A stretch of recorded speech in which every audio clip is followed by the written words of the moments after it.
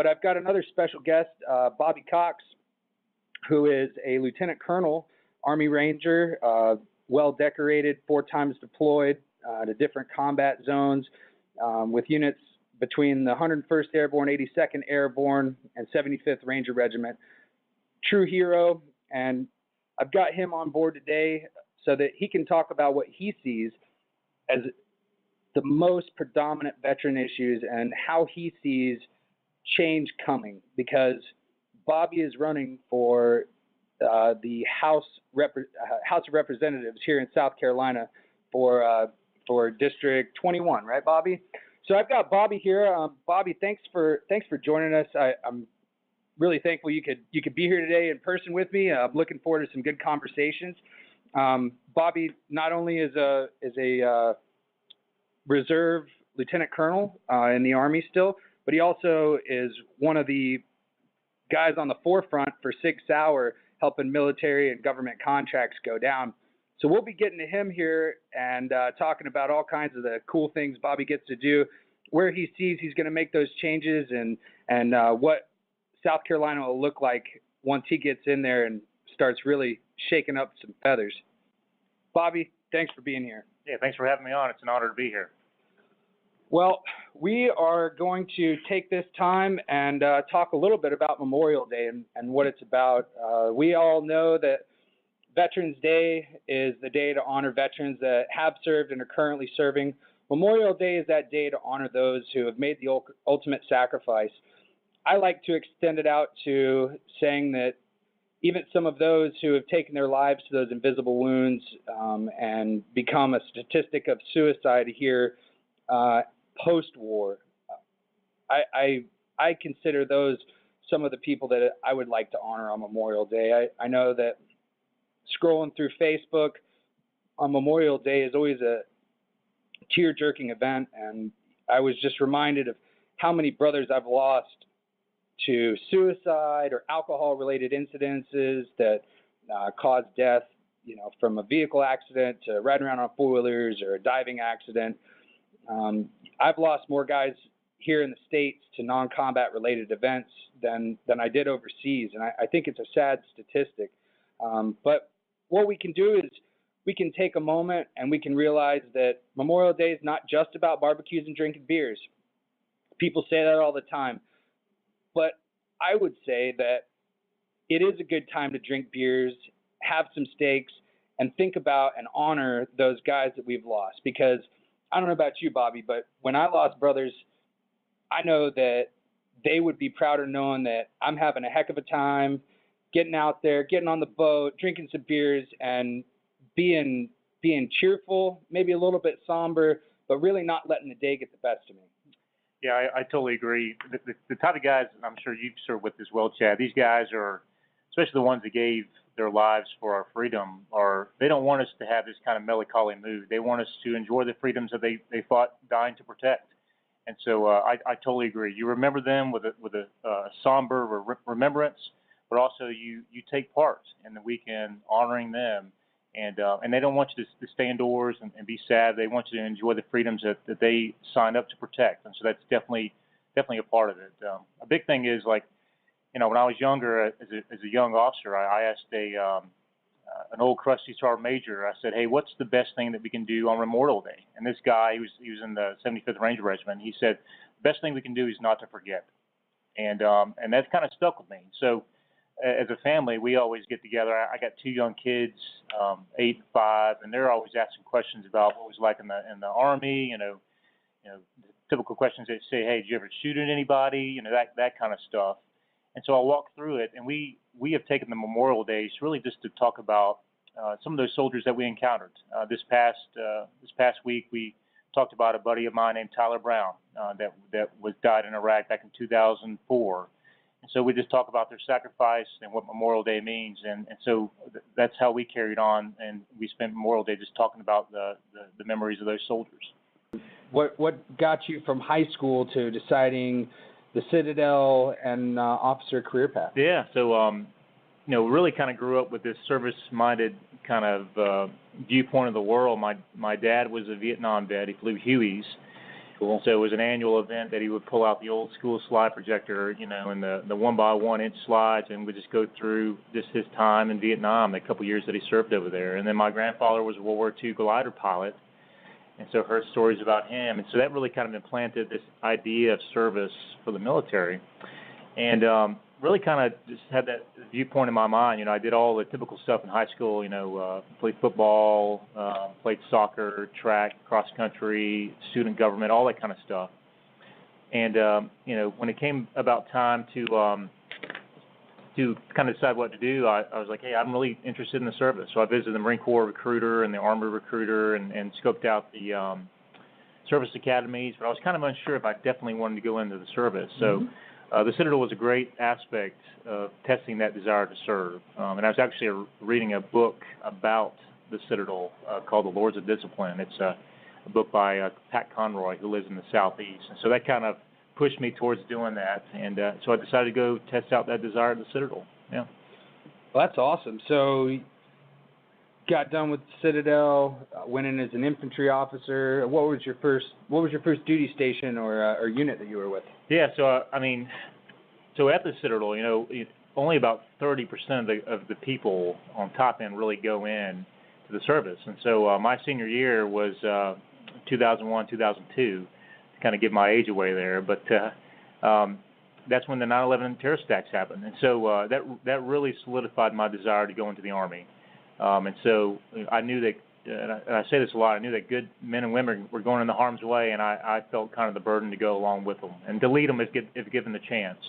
And so I joined the Army, and, you know, you always want, especially the Citadel, it kind of breeds this kind of like, hey, you should take on as much leadership opportunity as possible. And I saw those opportunities in the infantry. Yeah. So I became an infantry officer, went down to training at Fort Benning, went to airborne school, Ranger school. Those are all the typical infantry officers, training pathway. And then I went into the 101st Airborne Division, Air Assault, out of Fort Campbell, Kentucky.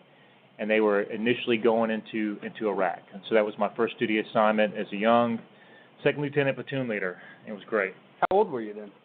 I was 23 Wow. at the time. Yeah. That's a lot of responsibility. Yeah, it was, and I tell people, you know, what was it like and everything, and so, you know, the typical conventional war that you go over the berm in Kuwait there, you sweep through, it's tank on tank, soldiers and against soldiers type thing. But once we had kind of overwhelmed the Iraqi forces there, we started to transition to stability operations, and that's when a lot of the training we hadn't been prepared for. So you have me and this platoon of 40 guys, and we are in charge of miles and miles of real estate, and we're doing things like setting up wells. We're planning local elections to elect people to send down to Mosul and then Baghdad. I was vetting teachers to teach, you know, Iraqis. You know, we're guarding the border on the Syrian border for people bringing over IEDs, and so then we're training folks. So it's kind of like the burden of all of this, really standing up this country, fell upon these young kids of 18 to 30-something to really stand up this country. So it's an incredible responsibility and experience. Deployed with some great units, like you said, 101st, and then went with the Ranger Regiment for a couple of tours as a platoon leader there, and then was a company commander in the 82nd Airborne Division for a final deployment. Wow. And it was just a great opportunity, just great guys, and I always point back to the success I had because of the great NCOs and people that kind of stood me up. You know, I mean, I just knew to harness the talent of these units and really just kind of point them in the right direction. So it was just great. And then so was picked up to do a great kind of broadening assignment, as they call it. I was selected to do a fellowship up at Washington, D.C., and I was stationed at the Pentagon. And it was actually a Army Congressional Fellowship where you serve on the Hill, you advise Congress on issues facing veterans, facing defense, facing homeland security, intelligence, and you're supposed to give them a ground's eye view of what a soldier, a Marine, all those guys are going through so they can make prudent decisions about budgeting, tactics, strategy, all that kind of stuff. So you bring a real-life experience to that. So I did that for a year. And then I went to the Pentagon and served 2 years there, and my portfolio was small arms. They give you a portfolio of what you cover down on to make sure, soldiers are getting the right equipment. And so I was given the portfolio of small arms, body armor, uniforms, anything soldier carried related, and it was the most coveted portfolio among all of us, because it's just as you would think, it's just a really neat portfolio. Well, you get to pick the new toys. Yeah, exactly, yeah. And you travel around and you just get input from soldiers and everyone. So and that's how I got tied into the SIG, actually. So okay, cool. So I visited all the small arms manufacturers in the country, all the big ones that you would think of, and SIG was one of them. I just hit it off with them and stayed in touch, and the culture jived with what we were doing and myself, and so that's the transition of how that happened, which was great. So. Well, as a family man, it seems like you've got a lot of responsibility on your plate.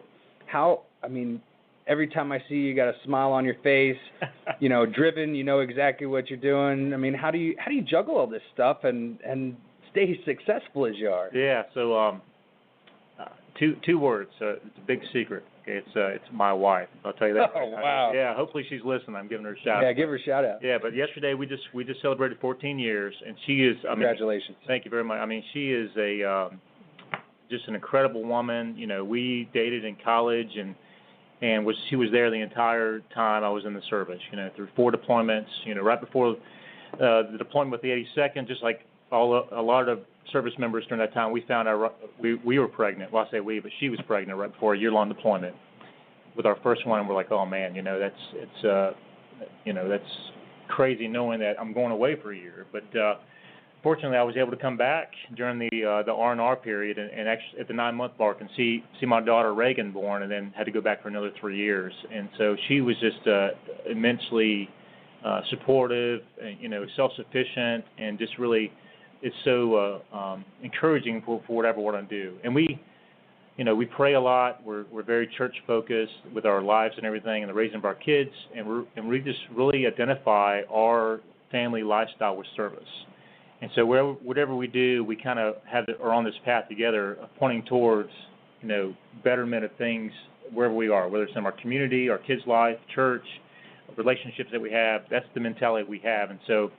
We really feel like we're still a part of this mission, even though we've left active duty, So, yeah. Wow. So you saw an issue. You saw issues going on in the state, and as you've done with all of your career, you said, I want to fix something. Mm-hmm. What drove you to want to run? So it wasn't, I didn't have this 5, 10, 15-year time period when it came to politics. It was just something that kind of fell upon us. Because it is a team effort. It's really family effort, as we've learned through the campaign season here, that we all got to be in. But after moving back home here from the military, I really kind of felt the burden to change the culture, really, of our state government.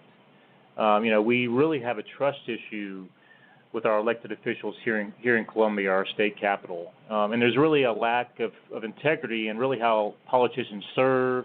And it's really created this culture that doesn't really reflect the values of our everyday South Carolinians, really. And so this culture has really resulted in things like higher taxes and wasteful spending and kind of this acceptance of basic corruption. So I really felt that too much was at stake to really maintain this kind of status quo. So we're used to the military and the Citadel, as people living by a creed and really a higher ethical conduct with value-based leadership. And our elected officials aren't really being held to that standard, which I think they should because of the importance they have with them. And so I view our elected officials almost like service members. They should be inspiring and courageous in taking on the problems of our state government instead of actually being the problems of that. Right. Be above reproach. Yeah. Don't just complain, create solutions. Yeah. That's something we strive for whenever we go into a meeting, because when we go into a meeting, we're talking about lives on the line, even if it's a training evolution. So yeah. Yep. I think that creates a really good bond between service outside of the military and where you're trying to go. So you're running against someone who is the incumbent? That's right, yeah. And so what is it that you want to do different? So, to change the culture of an organization, you really have to change the people. And so, I don't want to be a career politician.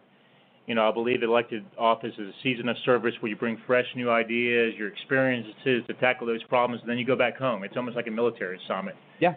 So there are too many people that really have lost touch with their constituents, and my opponent is one of them. You know, so that's why we need to change her out and a lot of the other folks out, because they just get numb to what's going on and really focus on the special interests and the things going on in Columbia as opposed to the grassroots needs of their constituents, you know, that are pushing the state forward. So what's her name? Or is it a her? Yeah, it's a her. Yeah, okay. Her name's Phyllis Henderson. Phyllis Henderson. All right. Yeah, been in this position for a while, and like I said, nothing against her personally, but when I'm sitting in multiple living rooms throughout the district, and people say I've reached out to her with a problem, and her basic response is, "This is the way it's always been. There's no change in the culture," then that's when it's time to go. Sounds like a lame duck.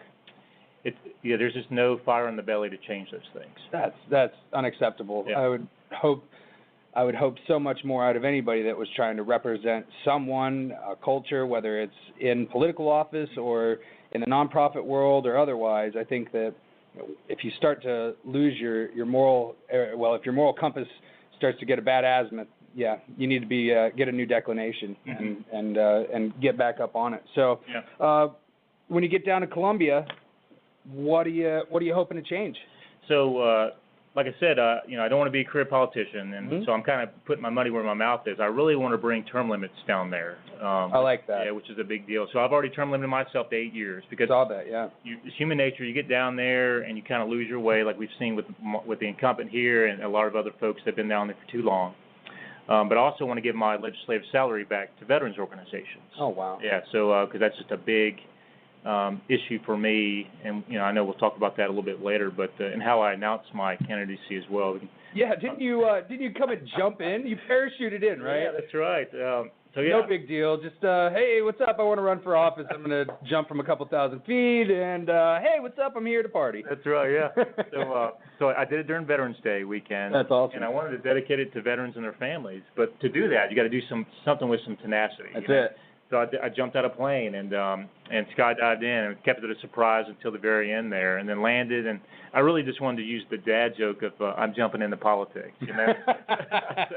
Oh, that's great. Yeah, but it was well received, and really it was symbolic because I wanted to honor service members and their family, but I really wanted to show people kind of the boldness I would bring in taking on the problems of the state government. You know, right. Like I'm serious. Like I'll jump out of a perfectly good airplane. I've faced the enemies of our country, and now it's time to face the problems of our state because too much is at stake to keep doing the same old, same old. And that's the message that has really resonated throughout the entire district, is that we have seen what we've done with career politicians, and we have the same problems. And that's the constant. We have all these issues, and the constant is the same people we keep sending to represent us over and over, and it's time for a change. It really is. It is. So, now, are you running as a reform candidate? Are you running, who's your party, and who do you have supporting you, and who's been your key players in the game as you've moved forward with this? Yeah. So, Republican primary. Mm-hmm. So I'm running as a Republican, really, and nowadays, which is sad, you have to say you're a conservative Republican, right. You know, because in a state that's dominated by Republicans, there's a very kind of big funnel there. So you have to say, I'm a conservative Republican. That's what I'm running as. Okay. And I tell you that the network and the support that I've gotten has really been from veterans. The Citadel network has been incredible, and really just basic folks that want something new. So I mean, I've hit probably 2,000, 3,000 doors. I'm losing count now, but it's like, and there's just I tell people my background. I tell them what I want to do, and they're like, we need this. Yeah. We need this. And so it's just an awareness thing. It's like, we can do better. Yeah. You know, we don't have to settle for this. And people tell me, well, what can one man do? And I was like, guys, I've seen what one man and one woman can do. That's right. Overseas. It is incredible. And it's got to start somewhere. And I say, why not let it start right here in District 21 in Greenville, South Carolina area, to change the dynamic and the future of our state. And people, that's resonating. It really is. Well, that's great. And, you know, I think a lot of people forget how important it is to still look back at your state representatives and your state house and your state government. We're always looking at D.C. now. It's so turned into a media game. You know, senators and congressmen are just looking for their little soundbite to get on the news. Yep. have you run into a lot of the same experiences here at the state level, and what can you say to anybody from any state about how to get involved with their state policies so that we can start from the ground up? Yeah. So definitely. I mean, we have a gubernatorial race going on right now. We have a big congressional race going. So a lot of people focus on those bigger races, and rightly so. They're important. But a lot of times we overlook who we're sending to represent us to the state house or state senate or whatever dynamic you have in your state legislature. And those positions are immensely important because they set things like state taxes and infrastructure and education. And so by us not paying attention, we get these folks that are flying under the radar, and then they become entrenched, and they're not the best folks to represent us. And so we really got to pay attention. I'm out and about, and it really is just an education thing of saying, hey, I'm running for state house. This is what state house does. This is what the incumbent's been doing. We can do better, and so it's just an awareness thing. So I would really recommend just people do their research. I hate going into a polling booth and voting and be like, I don't know who either of these people are or who these people are. Right. So I've always tried to do research, and I really encourage people to do it as well, to be like, what do they stand for, and reach out to them. On the state level, for our positions the one I'm trying to run for, they should be totally accessible. And so you should be able to reach out to them through email or phone call, because the district that we'll represent is 38,000 people. And the sad part is about 18 are registered to vote, and during a midterm election, only about 4,000 will vote. Wow. So, it's like, hey, if you want to set the course differently, you got to get involved. Really Right. do. So, yeah, and those state positions are immensely important to do that. So. Absolutely. Yeah. So, on this show, we like to focus on strengths and pushing through veterans issues, and resiliency is one of my big points that I continue to hit. What kind of struggles have you personally dealt with or seen veterans struggling with that have hit home, that have kind of changed maybe the way you approach a topic or want to make a change? Yeah, so I was fortunate in the fact that instead of leaving right from the deployment and transitioning out, I almost worked in I wouldn't say a corporate environment in the military, but it was non-tactical. Right. So I had to adjust my lingo and the way I talk to interact with all these different types of people in Washington, D.C., and the Pentagon, and, Department of Defense. So I had kind of a 2-year kind of window where I was kind of transitioning to the civilian world, where a lot of our service members go right from the deployment and they get out. So there is an adjustment period. And so what I've seen with a lot of warriors coming back to the upstate here is that they're hard workers. They're some of the greatest individuals that have walked this earth, but they can't translate their experiences into the civilian sector. Like, hey, I'm a saw gunner.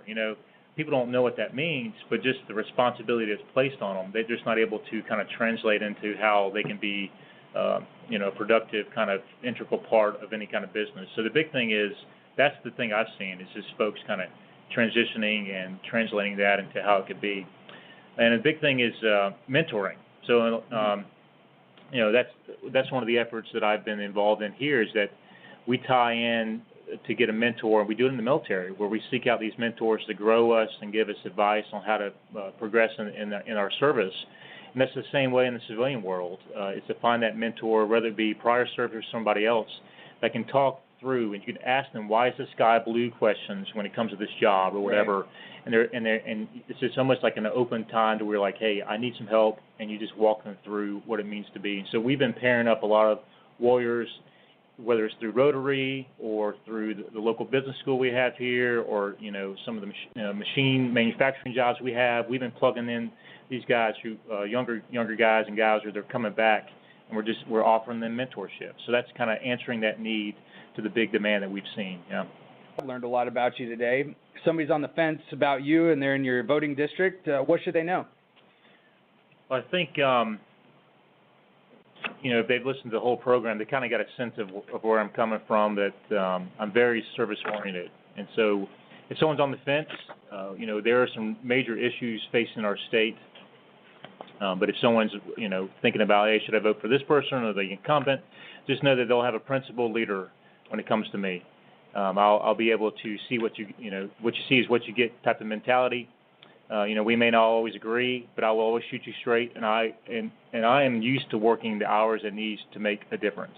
As anyone knows, on deployments or anything else, we are working 24/7. And you just rest a little bit, and that's it. So that's the mentality that I'll bring to tackling the big issues of our state, because we are very comfortable with the problems that we have, and what we need is a courageous, fire-in-the-belly type leadership that's value-based to really take on the issues. And so if someone's on the fence, they just need to know that they'll have that in me, and I'll be there for them. Guys, if you're interested in a strong, competent leader and you're in District 21 out here in South Carolina, give Bobby Cox your vote. I know I sure support him in everything and anything he does, and I hope you know that if there's anything that I can do for you, my organizations can do for you here at Upstate Warrior Solution in the community, I know I'll be out there helping you out on voting day, but let's see what we can't do to get you up there, and let's start making some change.